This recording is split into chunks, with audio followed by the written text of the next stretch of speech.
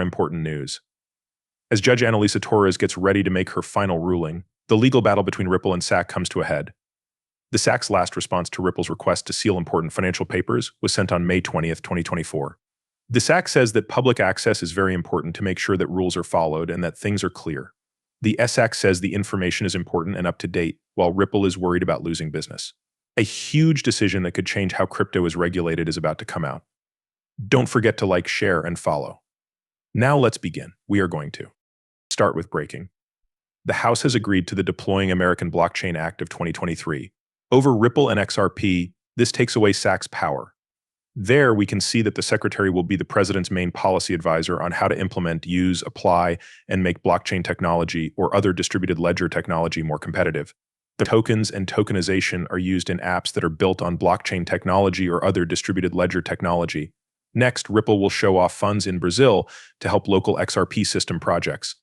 And in Brazil, the central bank is almost done completing crypto rules this year. The year 2024 will be important for XRP. RippleNet is the set of rules that lets banks and other financial institutions use XRP and other digital assets, like stablecoins backed by real assets, for trade and deals across borders.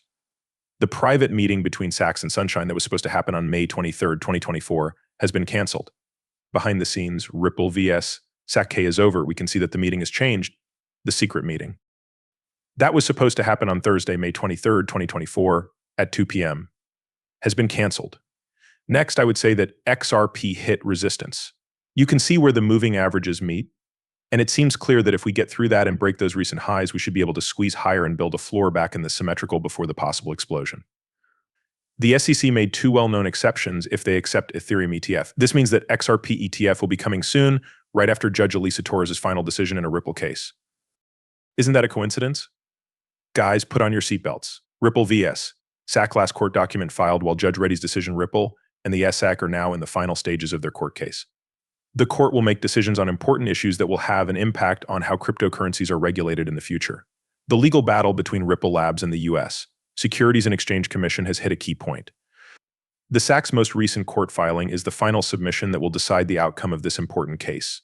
In response to Ripple's request to keep some financial records secret, the SEC filed a full response on May 20th, 2024. In other important evidence, the SEC's leader to Judge Annalisa Torres strongly opposes Ripple's request to hide financial data and contract terms that are needed for the court to make a decision on the SEC's position is based on the idea that the public should be able to see court papers, which is important for openness and accountability. The SEC uses Lugosz Wyspiermarko of Anegdaga to stress how important public access is in cases involving the public interest and the implementation of regulations. The public has the right under common law to see court papers. This right comes from our country's strong belief in openness. Even though the SEC agrees to keep 5 documents secret, it does not agree with Ripple's request to hide important financial information and contract terms. These include information about Ripple's finances, the amount of XRP that has been sold recently, and details about income and costs, all of which are necessary to determine compliance and possible penalties. The SEC doesn't like how Ripple is trying to hide this information. As Ripple wants the public to judge the SEC's position, and it can't hide the evidence that supports that position at the same time, as the SEC says this shows a conflict between Ripple's public and legal stances. Ripple says that sharing private financial information would make it less competitive. The SEC disagrees and points out flaws in Ripple's reasoning about how important and private this information is. The SEC says that if an item is found to be important and within the scope of Article 3 judicial power, it must be given access based on in that role.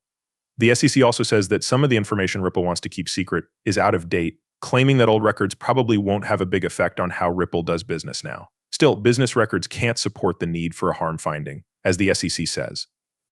As Judge Torres gets ready to make a decision, the crypto industry closely watches. The stakes are high because the SEC wants fines and penalties of about $2 billion, while Ripple only wants a $10 million maximum penalty. This is because Judge Nedburn has to decide whether Andrea Fox is a summary witness or an expert witness, which could make the case even more complicated. What happens in this case will have big effects on the Bitcoin business, for regulating other digital assets under U.S. securities laws. On the other hand, a positive decision for Ripple could make the industry stronger against regulatory challenges and make it clear what the rules are for digital currencies. Both sides have made their last arguments in the Ripple vs. SAC case, which is now in its final stages. The SAC's demand for open access to court papers by the public is a strong example of accountability and digital assets regulation. The future of cryptocurrency regulation is uncertain as the industry waits for Judge Doris' decision, which could have an impact on the scene for years to come. Next is SAC vs. Ripple. In the XRP case, legal analyst Bill Morgan points out SAC's mistakes. People in the crypto space are still interested in the never-ending court case between the SAC and Ripple apps. The CC did not agree with Ripple's request to sit in and redact some evidence related to the parties' discussion on remedies. Bill Morgan, a legal expert, has said that the SEC's position is wrong and that there are important differences and inconsistencies between the types of contracts that Ripple makes. The things that Bill Morgan said about the SEC's position. Bill Morgan, a legal analyst, used social media to make fun of the SEC's resistance to Ripple. He pointed out flaws in the SEC's arguments and said that the agency didn't seem to understand Ripple's on-demand liquidity contracts. Morgan said that the SEC made it clear that none of the sales to institutions were discounts for ODL contracts. As he talked, he said that ODL contracts force customers to buy XRP at market prices and use it for transactions instead of investing it. The CC's case that Ripple institutional contracts should be seen as investments is weaker because of this important difference. SEC's case against Silly. In its letter to Judge Torres, the SEC gives several reasons for why it is against Ripple's move to SIL and reduce evidence. First, the SEC's opposition is based on public interest and transparency.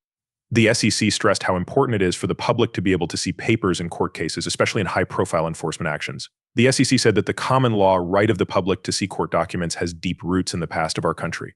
They used the case of Lugosh v. Pyramid Co. of Anandaga as an example.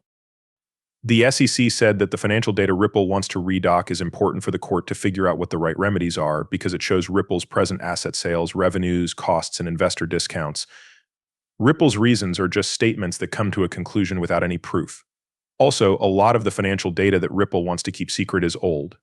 The SEC said that keeping secret such old business records is never a good reason to do so, and it won't hurt Ripple today.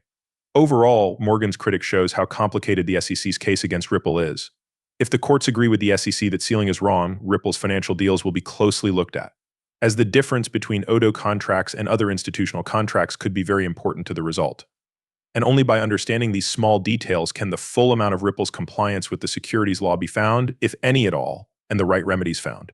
This is pretty much all the information we have for today's video. Don't forget to follow, like, and share. See you in the next video, and have a nice day.